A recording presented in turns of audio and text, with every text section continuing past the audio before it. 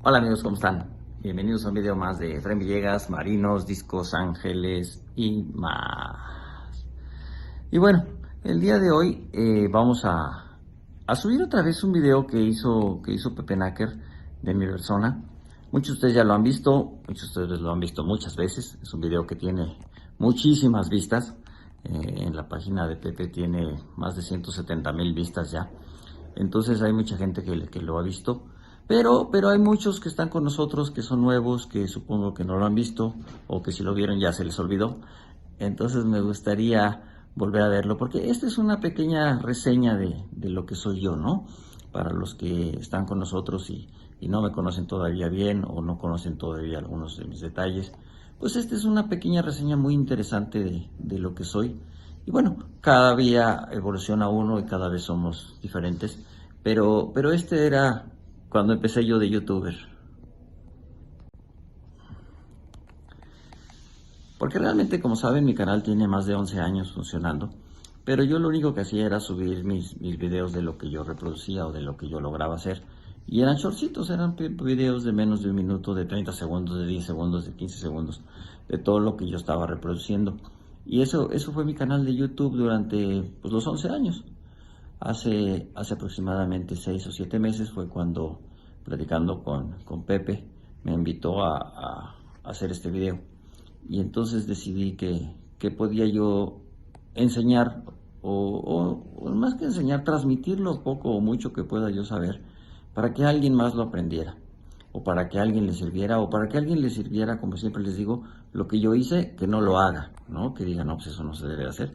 Y entonces eso también es enseñanza, también le sirvió a alguien. Y fue con esa idea, y estoy con esa idea, que quiero seguir en esto del YouTube.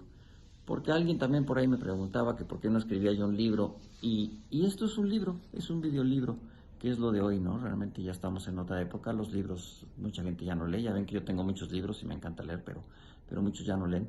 Entonces, esto es como que hacer lo que sé, transmitirlo, y espero que les guste y lo aprovechen y sea para todos. Entonces, este video de Pepe Náker fue el inicio de cómo empecé yo de youtuber. Durante todo este tiempo que llevo en el mundo del acuarismo, he conocido a muchísima gente.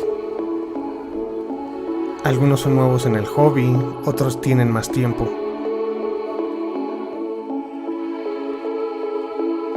El día de hoy estoy de visita en casa de uno de los pioneros del acuarismo en este país. Su nombre es Efraín Villegas.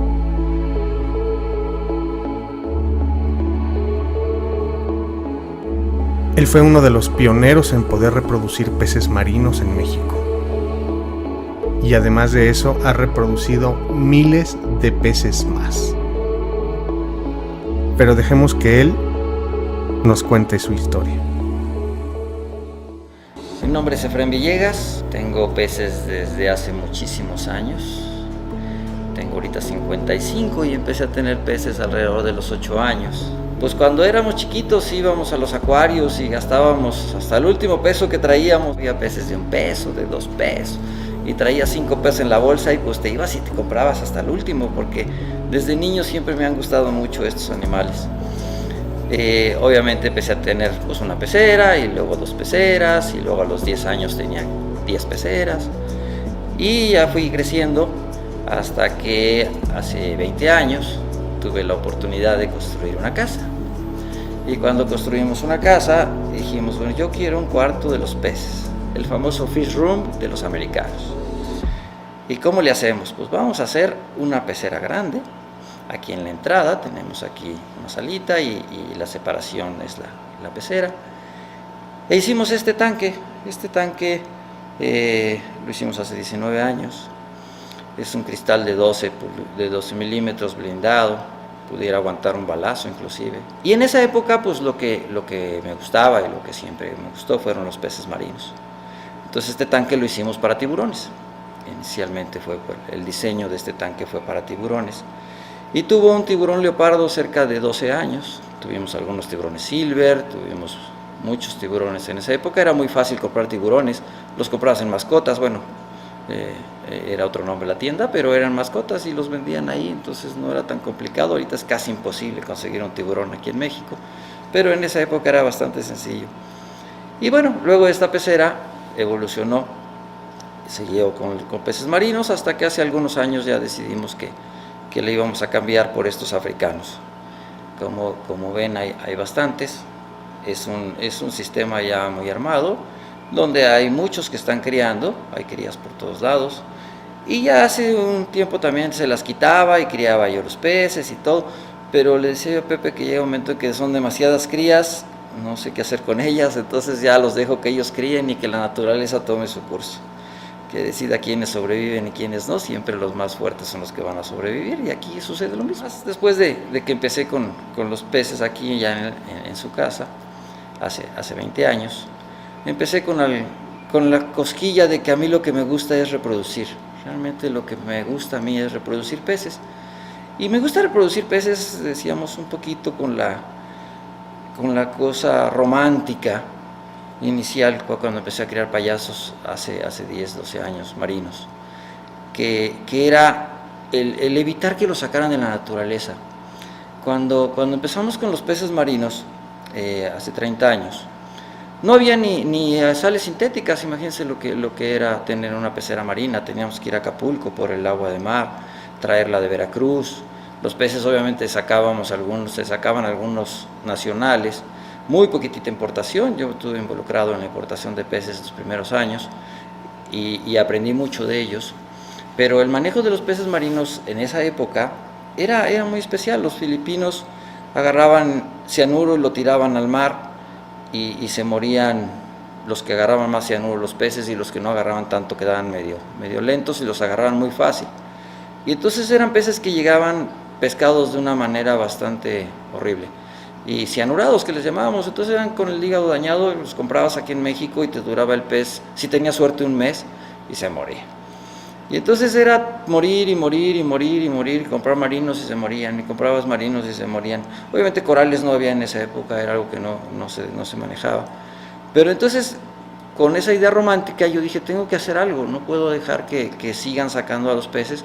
Tuve la fortuna de bucear en algunos lugares donde hay peces bastante exóticos. Estuve en el Mar Rojo, estuve en Australia, y en Australia me decían, cada vez hay menos. Íbamos, decía, yo quiero ver los payasos en las anémonas metidos en su hábitat, y me decían, pues tenemos que ir más lejos porque ya no hay. Y el ya no hay es porque los estaban sacando para los acuarios. Además de que la raza humana se los ha acabado por el cambio de hábitat, ¿no?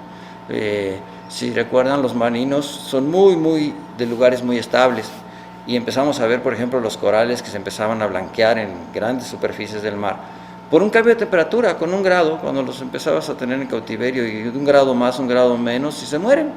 Y en el mar empezó a haber esos cambios y empezaron a haber grandes muertes de corales. Y eso llevaba también muertes de peces, ¿no? Yo con ese afán romántico dije, no, tengo que hacer algo y tengo que empezar a criar los peces aquí en México, porque el traer un pez en esa época, un payaso, vamos a ponerlo de ejemplo, era muy complicado. Tenían que pescar en Filipinas 100 payasos con el cianuro, con la técnica del cianuro, los mandaban a un contenedor ahí local, de esos 100 llegaban 90, de esos cuates los mandaba a un contenedor ya para empacarlos al aeropuerto, y llegaban 80, y de esos cuates pasaban a Hawái a reempacar y oxigenar, y llegaban 70, y luego terminaban en Los Ángeles 60 de esos peces, y luego de Los Ángeles nos los mandaban a nosotros y llegaban 30 o 20 o 10, y duraban 1 mes y se morían. Y entonces decías, no puede ser que estemos matando tantos peces y extrayéndolos del mar, ¿no? Entonces fue cuando empecé a intentar hacer algo. ¿Y qué fue lo que hice? Pues empecé a criar peces marinos. Y es aquí donde esta historia comienza. Nuestro amigo Efrén empieza a reproducir nada más y nada menos que peces payaso, siendo el primero en este país en hacerlo. Pero esto no se iba a quedar ahí nada más,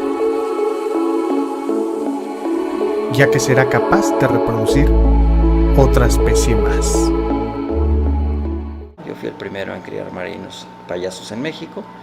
En esa época, hace 10, 11 años, pues no había redes sociales, entonces teníamos por ahí una paginita que existía, All Reefs, y algunas paginillas ahí que existían, donde publicaba yo y algunos de ustedes se han de acordar de mí.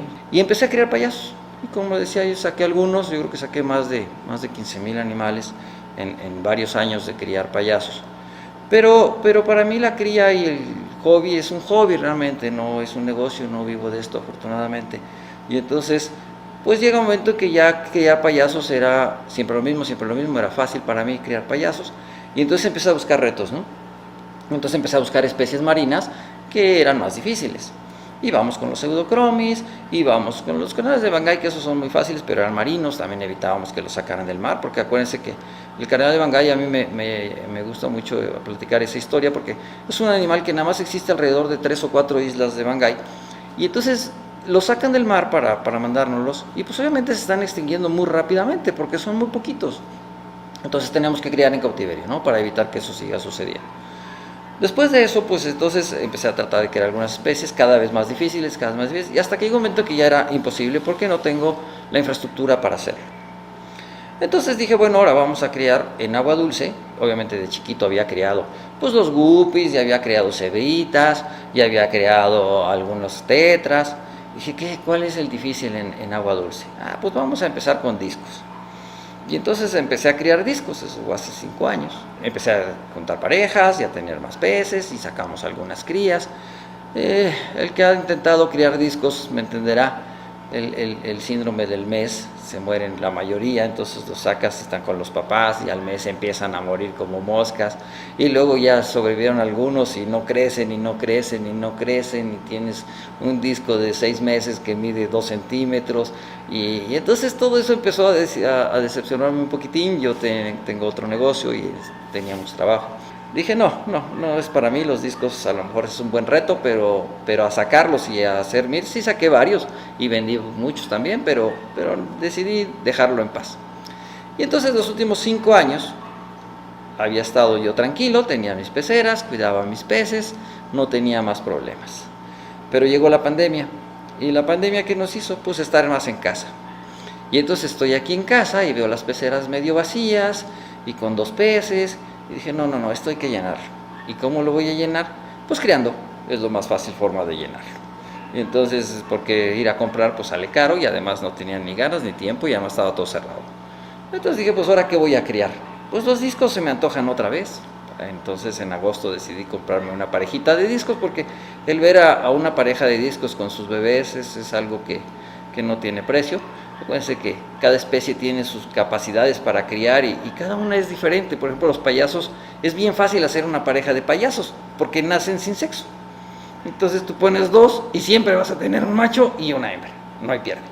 Y además, si uno de esos se muere y tienes otro por ahí, en la naturaleza los payasos viven en la anémona, y hay un macho, una hembra y varios juveniles que no tienen sexo. Cuando se muere la mamá, el juvenil más grande se hace mamá. Si se murió el papá, ese juvenil se hace papá. A mí me tocó tener varios que fueron papás y mamás, ¿no? Fueron primero papás, tuvieron hijos, y luego fueron mamás y tuvieron hijos. Entonces los payasos es bien fácil hacer parejas, no tienes ninguna bronca. La mayoría de los marinos son así, los marinos están hechos así, cambian de sexo fácilmente.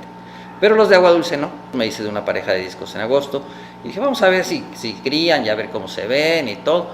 Pero pues como te gustan los peces, empiezas a tener otra parejita y alguien te ofrece una parejita, y terminé con un montón de peces.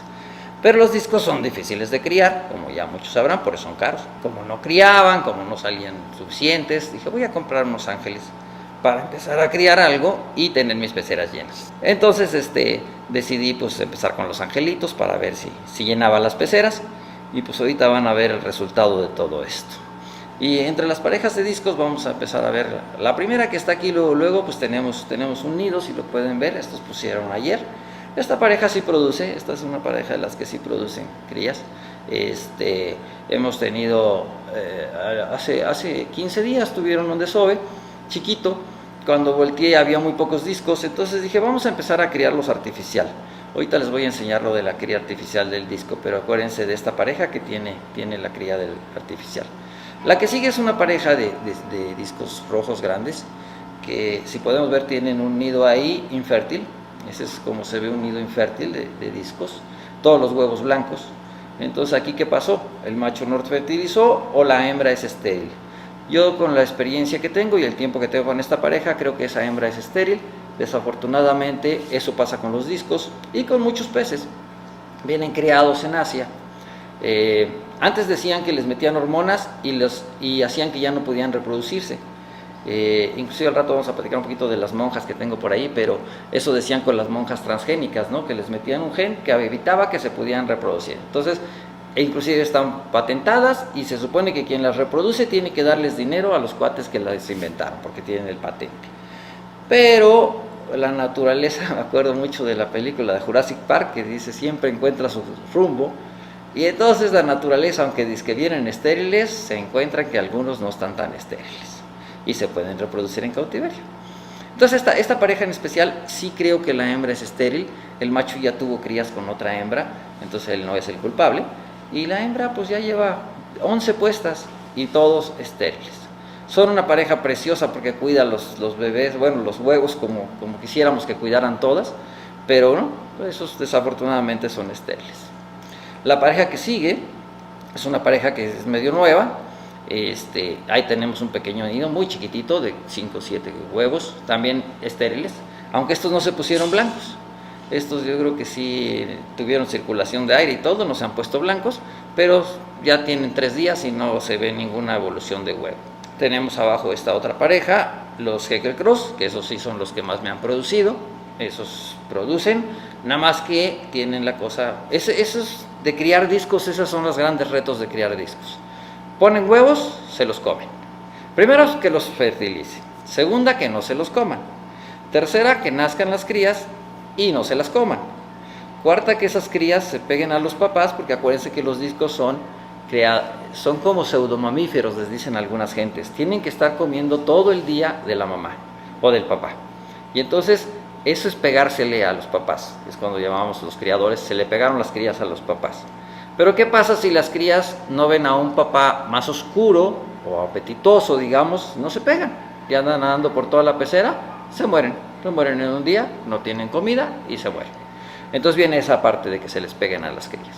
Después, ya que se les pegan a las crías, esta pareja en especial, son buenos cuidando, pero el macho odia a la hembra cuando ya está criando. Entonces él decide que él va a cuidarlos solos y golpear a la hembra.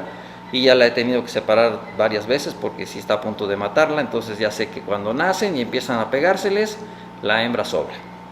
Entonces, bueno, cada pareja de discos tiene sus cosas. Tenemos ahora otra pareja, esta pareja también la compré ya como pareja, me la pasó un amigo. En su casa desovaban, eso es muy típico, los discos desovan en los acuarios comunitarios como locos y desovan y desovan y desovan. Los pasas a un cubo de cría y no vuelven a desovar. O empezamos con todos los demás problemas, pero bueno, estos están en esa etapa de no volver a desovar. Llegaron como pareja, yo los vi desovar en el acuario comunitario y no han desobado. Tienen conmigo apenas un mes, tampoco es que vaya a desesperarme mucho. Acá abajo vamos a ver un botecito con 4 discos pequeños que estamos criando artificialmente. Si alguna vez han leído o han tratado de ver lo de la cría de los discos, Jack Watley en Estados Unidos, él encontró que se podían criar artificialmente. Los discos, como recordaremos, vienen del Amazonas, y en el Amazonas pues es agua ácida, agua muy blanda, y pues eran peces capturados, ¿no? Entonces estamos hablando de los 50, 60, que empezaron a llegar a sacar peces del Amazonas. Y lo sacaron ¿quiénes? Los alemanes y los americanos. Los famosos Smith Focke, el mismo Heiko Beller, y ahora pues también los americanos estaba Jack Watley, ¿no? Que era el que empezó a sacarlos en Estados Unidos.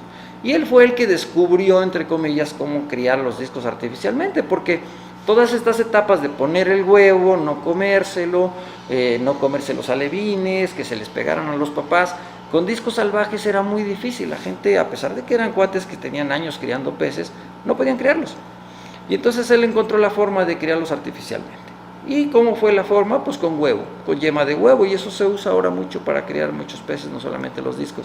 Pero él encontró la forma de usar la yema de huevo para criarlos. Ellos decían que no hay forma de que un disco se críe artificial sin yema de huevo. Todavía se sigue creyendo mucho eso.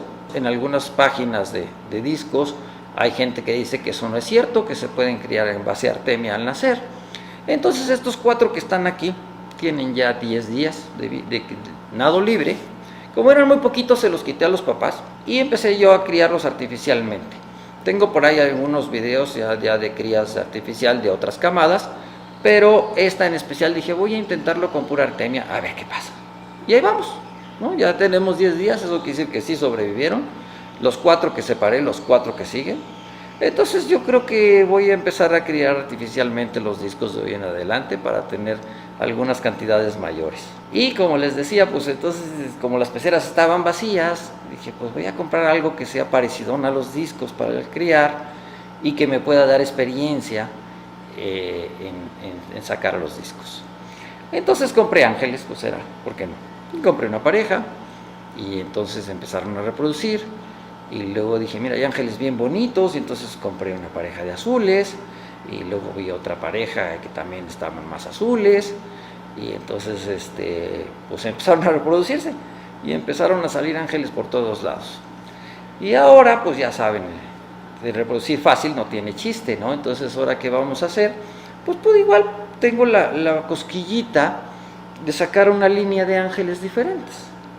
Entonces, por aquí puse un macho azul con una hembra mármol, y tengo la idea que si los genes nos ayudan, a lo mejor me sale un mármol azul, ¿no? Y bueno, si me sale uno, pues ya podremos reproducirlo y podríamos ir tratando de fijar esa línea que no existe, por algo no existe, no voy a ser el que encontró el hilo negro, pero pues lo aprenderé si se puede o no se puede, lo tengo que aprender yo mismo, no les voy a creer a los demás. Entonces por eso hay algunas parejitas, ya tengo 2, se fijan por aquí, donde es un pez mármol con uno de los azules. Vamos a ver si sale algún mármol azul entre los angelitos. Y bueno, ahora ya se pueden ver, también tengo muchas crías de ángeles. Los ángeles pues se criarían también con los papás. Los papás no les dan de comer a los ángeles como los papás discos, pero se podrían dejar con ellos. También al principio dije, voy a separarlos, voy a sacar las crías, mejor las voy a criar yo, las meto en estos botecitos de 1 litro, 1,5 litros, nacen ahí, bueno, nadan ahí porque nacen con los papás, pero nadan ahí, y ya los empiezo a alimentar con artemia recién nacida. Esto es muy fácil cambiarles el agua, entonces hago cambios de agua del 80-90% diarios, o hasta a veces 2 veces al día para que se mantengan en mejores condiciones, y ya luego los pasamos a las peceras de crecimiento. Como esto es una situación reciente, los ángeles más grandes que tengo tienen 2 meses, porque todo esto es de 2 meses para acá, la cría de los ángeles. Todos los que vayan a ver y todos los bebés que vean, hace 2 meses fueron los primeros que nacieron.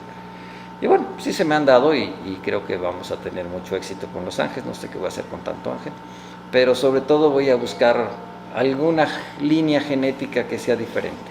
Eso es lo que me interesaría practicar con los ángeles. ¿Qué más tenemos por acá? Bueno, acá tenemos unas parejitas.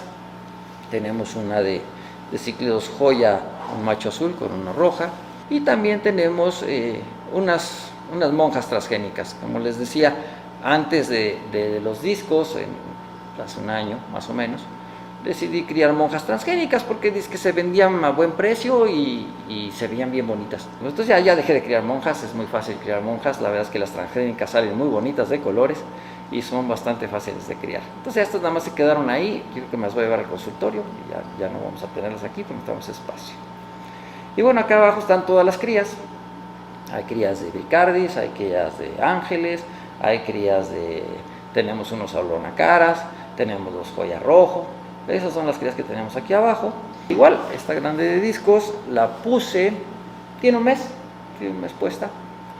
Y aquí aprendí lo que todo mundo dice y que a veces uno no cree, en las famosas floras bacterianas de los discos.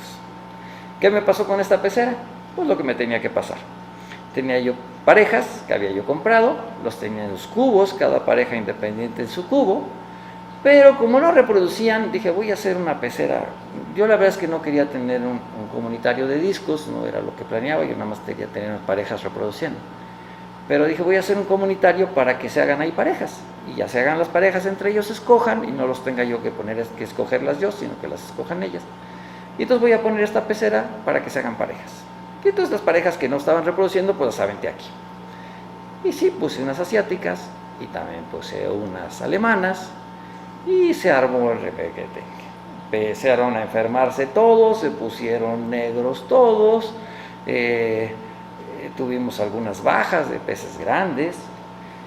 Desafortunadamente, pues algunos los saqué, los manejé, los mediqué, pero también tienes que dejarlos a que se acostumbren a la flora bacteriana de los demás, y los que sobrevivan, los más fuertes, son los que van a sobrevivir. Desafortunadamente los puedes sacar y medicar. Eso he aprendido con los años.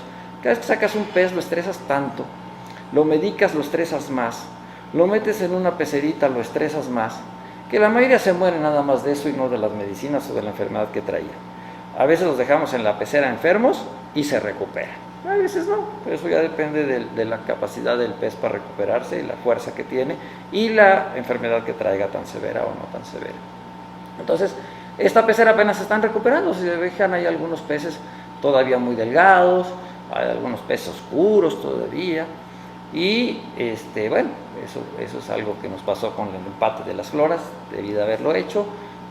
Al mejor cazador se le va la liebre, y a veces nos confiamos demasiado en que tenemos tanta experiencia en esto que no hacemos caso a esos detalles. Tenemos acá arriba el cultivo de las artemias. La verdad es que sí, todavía a los ángeles recién nacidos, el ángel pone el huevo, a los 3 días nacen las crías, y están pegados al cono por lo menos 3 a 5 días más. Cuando ya empiezan a nadar es cuando los consideramos primer día de nado libre, es cuando ya tenemos que darles de comer, porque ya el saco vitelino lo absorbieron. Entonces, a estos ángeles la alimentación es a base de artemia. Hace no mucho tiempo tomé un curso con un buen amigo mío, y me decía él que la alimentación tiene que ser en base a artemia, y que tienes que enseñarles a cazar, tienes que estimular su instinto de caza. Entonces, pues tiene que ser alimento vivo. Y entonces tengo estos botecitos con alimento vivo. Más o menos la artemia tarda 24 48 horas en nacer. Entonces, pues ya sé que si lo siembro hoy, para mañana ya tendremos algunas naciendo, pero generalmente me tardo les doy 36 horas para que sean la mayoría artemia, y ya luego los separo y les doy de comer. Acá abajo, junto a los peces que tenemos aquí en las crías, tenemos también un criadero de moscas. Y las moscas son para alimentar a estos animalitos que vemos por aquí, que son ranas. Son ranas dendrobates, son ranas consideradas venenosas, es del grupo de las ranas venenosas. Igual estas ranas, es muy curioso, estas ranas son animales que en su hábitat están en peligro de extinción. Ahorita no tengo unas, pero hay unas azules, las azurios, que viven en un pequeño rancho en una de las Guyanas. Nada más un pequeño rancho de 45 kilómetros cuadrados. Ahí es el único hábitat de estos animales. Entonces, obviamente llega el humano y mete vacas, y se acabó el hábitat de los animales. ¿Qué pasó? Hace 50 años, algún alemán decidió agarrar de esas ranas y robárselas tal cual, porque está prohibido sacarlas de esos países. Se las llevó empacadas en el avión, en la bolsa, y empezó a criarlas en cautiverio. Y entonces todas las ranas azurios que vean en venta en el mundo vienen de esas parejas. Por eso mucha gente considera que esa es una especie ilegal, porque fueron extraídas ilegalmente de su hábitat, los originales de hace ya muchos años. Pero aquí estas otras que tengo yo, las amarillas estas vienen de Venezuela, todavía es legal sacarlas, aunque la verdad es que ya todo es criado en cautiverio. Las ranas venenosas, en inglés les llaman dart frogs, porque son ranas de dardo. Y los indígenas en Colombia, sobre todo a la Phyllobates terribilis, que es la rana más venenosa del mundo, es el animal vertebrado más venenoso del mundo. Se supone que si la tocamos podíamos matar entre 10 y 20 humanos, nada más con tocarla. Lo que hacen los indígenas en Colombia es envenenar las puntas de las flechas de las cerbatanas, y con eso le disparan al chango, y el chango cae muerto inmediatamente con el veneno de la rana. Por eso se llaman poison dart frogs. Esa rana, la Phyllobates terribilis, es la más venenosa realmente, Y estas que tengo yo aquí ahorita no son de las especies más venenosas, pero sí tienen toxinas en la piel. En libertad, capturadas en libertad. ¿Qué pasa con todas estas? Estas nacieron aquí en la casa, también hace ya unos años. Me dio por reproducir ranas y con esta idea y lo mismo tuve azurios, tuve terribilis. Todo esto que ahora vende discos era de ranas. O sea, todas estas peceras eran terrarios de ranas. Y criamos muchas especies de ranas.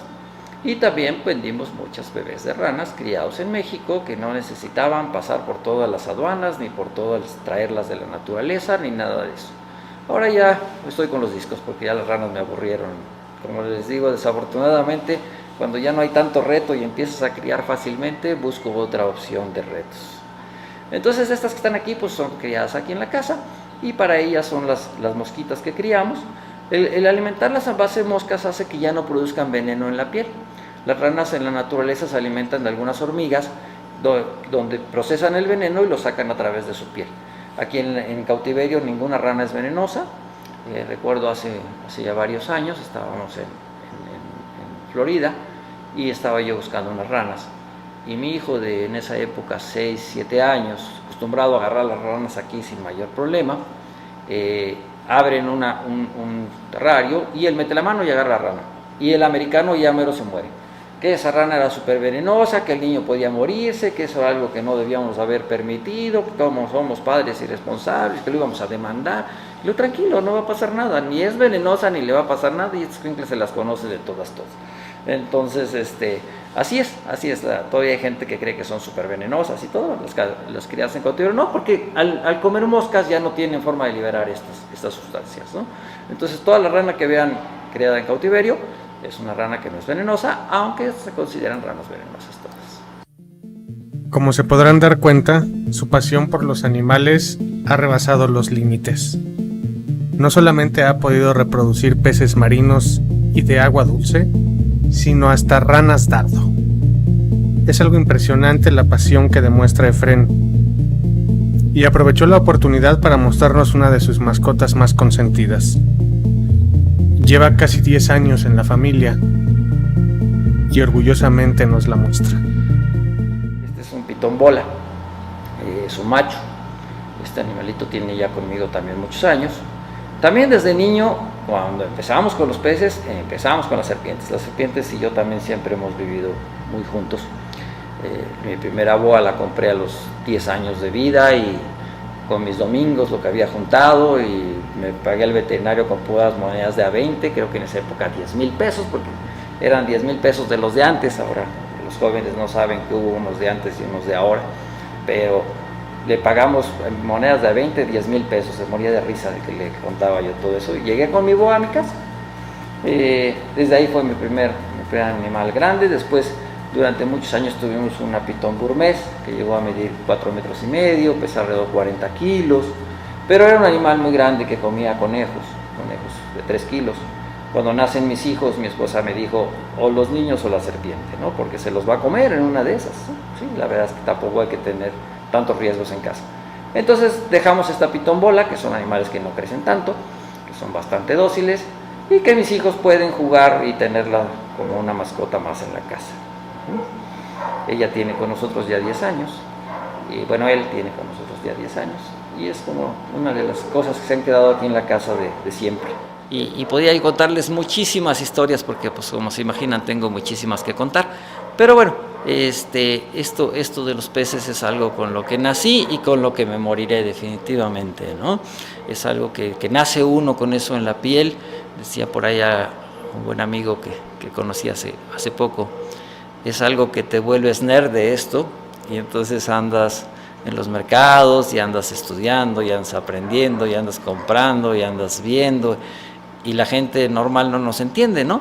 Porque dice, ¿estos qué les pasa? Pues tanto por unos pescaditos, ¿a poco ese pescadito puede valer tanto? Cuando pues es un pescadito, ¿no? ¿Qué ciencia tiene? Pero bueno, es algo con lo que yo nací, con lo que yo he vivido, y creo que lo traigo en el DNA realmente. Y el reproducirlos es lo que a mí más me gusta. Realmente la reproducción de los peces es mi pasión, es mi vida, y será mi vida hasta el último día de ella, definitivamente. porque siempre hay nuevos retos, siempre hay nuevas especies con dificultades nuevas, con cosas que hay que aprender y hacer. Y pues iré buscando y seguro me encontraré muchos otros retos. Primero tengo que sacar bien los discos y lograr superar el de los discos, que digas reto superado totalmente. Y después iremos con otras especies. Igual regreso a los marinos, no sabemos. Y así hemos conocido una increíble historia más. Alguien tan apasionado como tú, como yo, de este hobby. Muchas gracias por habernos acompañado.